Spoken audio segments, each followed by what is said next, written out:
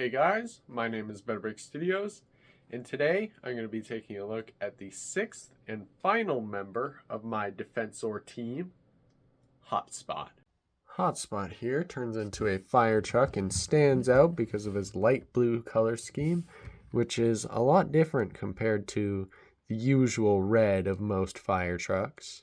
I'd say his vehicle mode is the most unique out of all the Protectobots because he is the torso, so he is given a lot more size to him.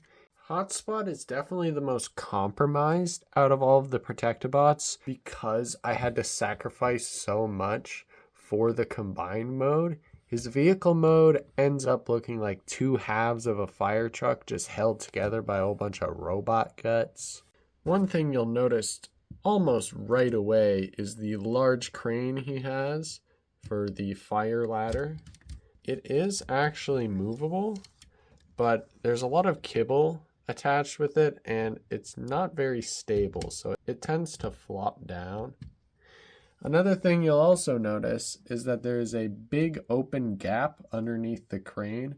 I just wasn't really able to fill that out when creating Hotspot, so it ends up being covered up by the ladder. For size comparisons, here we have Leadfoot, Bulkhead, and Ultra Magnus. So in vehicle mode, Hotspot is around the same size as a Voyager class figure. On to robot mode. Now, Hotspot has what I'd say is the most difficult transformation out of all of the Protectobots that I've made. And that is obviously because he is a torso. He has a lot more moving components and things to do because he has to support the weight of the arms while also looking decent in most modes. So his transformation tends to get very difficult, and the biggest issue for why that is this crane piece, because as you can tell, it's barely connected. So I like to start by just fidgeting around with the crane to get it sort of laying back here so that we can work on the arms. The arms are fairly simple. Just going to want to slide these down. They are connected on little beams here. You slide those down, and then this will slide and then hinge back. It is on a Technic 1x3 piece.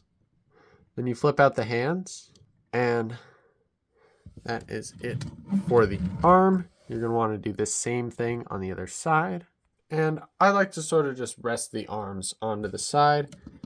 Your next step will be with the torso.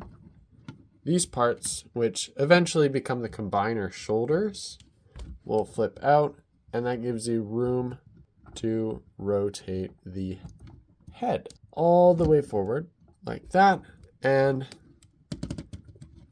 these parts will hinge up to stay out of the way of other components, and that's how the head will rest.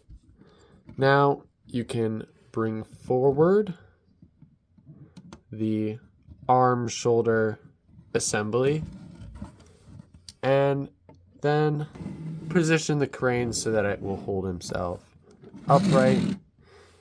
It's really hard to manage the crane because if you see in here, let me get a better view, it is held by a bunch of small clips.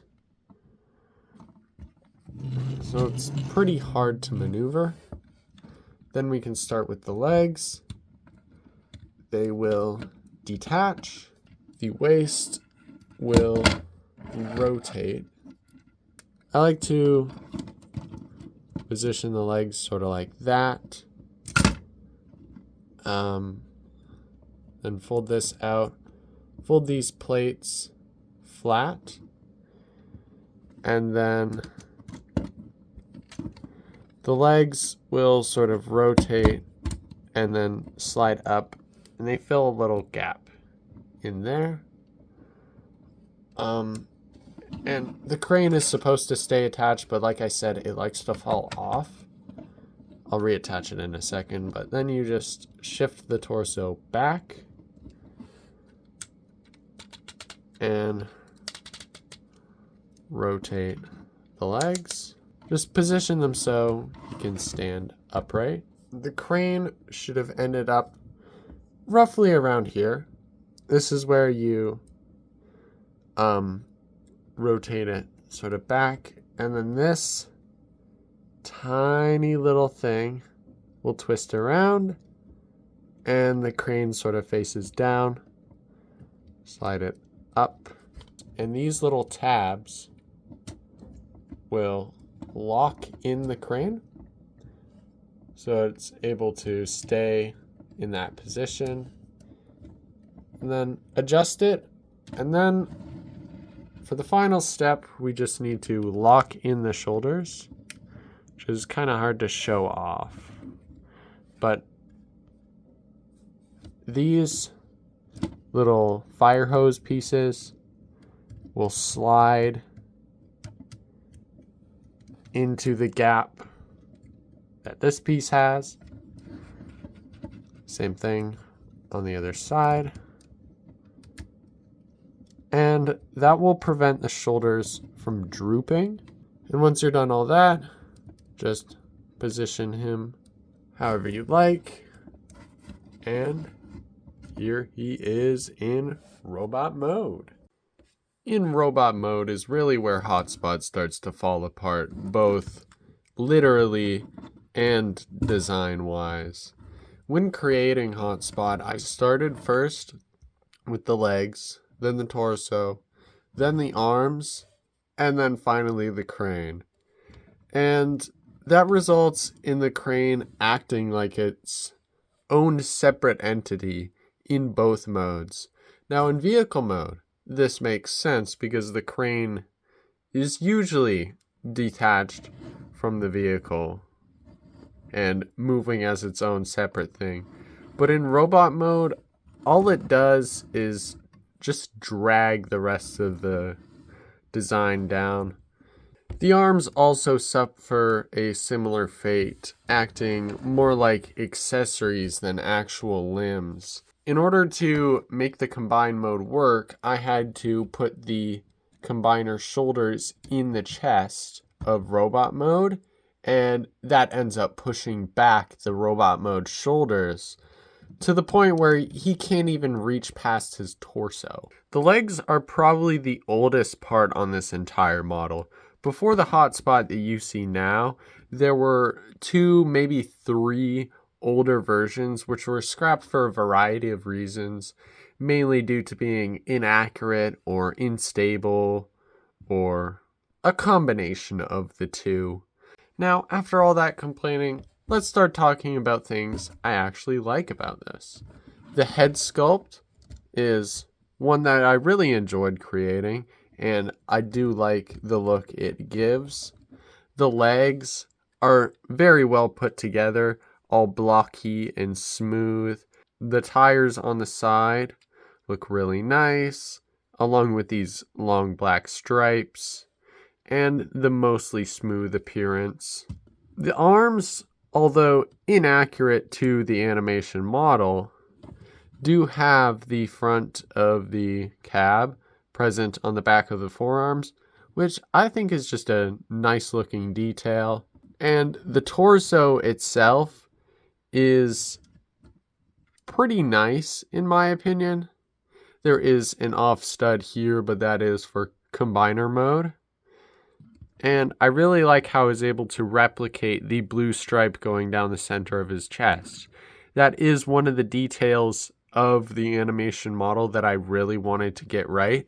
And I think I did a pretty good job, even if the torso is literally just a panel. For accessories, Hotspot has this neat little gun I threw together to finish off the team's arsenal. And that just plugs right into his hand, like so. And although he can't pose very much with it, I do think it looks decent.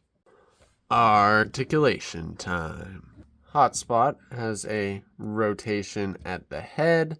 His shoulders are ball jointed and can go out and in and forward and back. His biceps can rotate a full 360 degrees, and he has an almost 90-degree elbow bend. The crane on the back can hinge up and down. His thighs can go forward. They cannot go back or out and in, however. His knees can rotate and bend a full 90 degrees. So while Hotspot does have many places of articulation, a lot of them are extremely limited or rendered completely useless by the massive crane on his back. For size comparisons, here we have Leadfoot, Bulkhead, and Ultra Magnus. So in robot mode, Hotspot really starts to stretch out and becomes about the same size as a leader class figure. So for my final thoughts, Hotspot is a victim of compromise. His vehicle mode is weak at best, and his robot mode is severely compromised just by the massive crane on his back.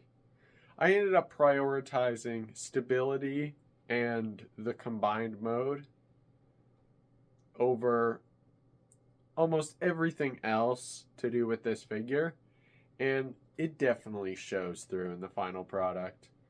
I've been Better Brick Studios, and I'll see you next time.